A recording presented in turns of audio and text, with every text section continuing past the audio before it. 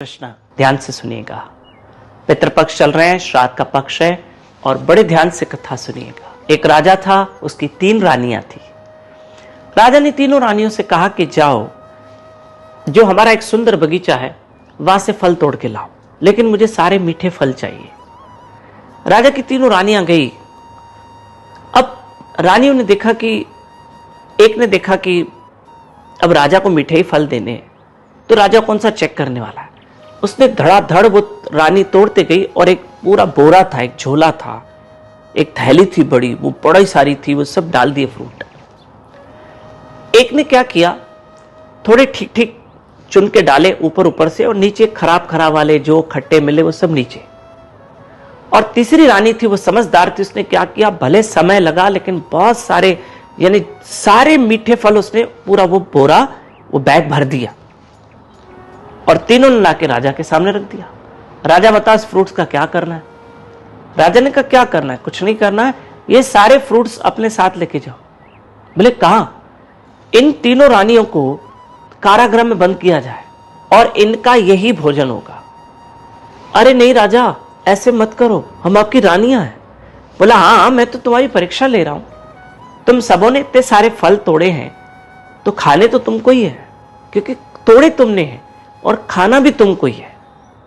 और जाओ। पहली रानी ने तो कुछ ही फल मीठे तोड़े थे, बाकी तो सब जो आए ले लिए थे सब। अब 1-2 दिन तो उसका गुजरान हो गया, बाद में वो भूखी बैठ गई और भूखी रह गई। और जो दूसरी थी उसने क्या किया, बहुत सारे मीठे तो तोड़ दिए थे पर बहुत सारे कड़वे और खट्टे भी थे, तो उसने भी कुछ दिन तो फल खाए, बाद में उसको भी भूखा बैठना पड़ा।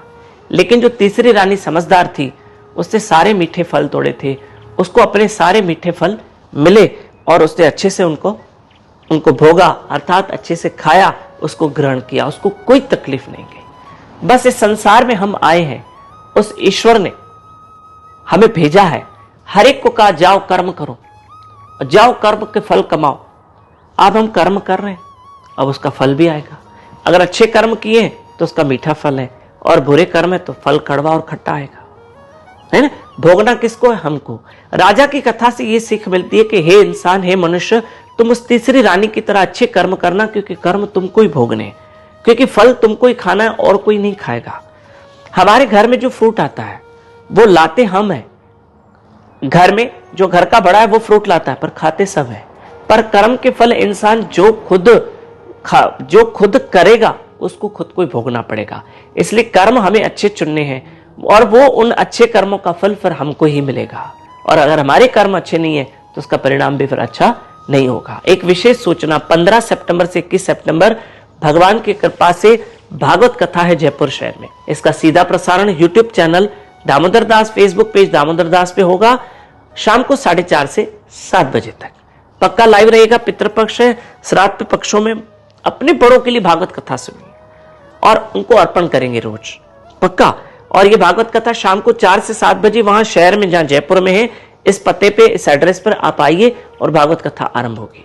और एक और रिक्वेस्ट, कुछ लोग सुबह मेरे साथ नहीं उठ रहे हैं 4:30 बजे, प्लीज उठिए ब्रह्म मुहूर्त में भी, और सब जल्दी उठकर ये हम पितरों को हम भागवत कथा का पुण्य अर्पण करें। यूट्यूब चैनल दामोदर दास पे लाइव रहकर सुबह 4:30 से 5:30 और 15 तारीख से शाम को 4:30 से 7 बजे भागवत कथा। हरे कृष्ण।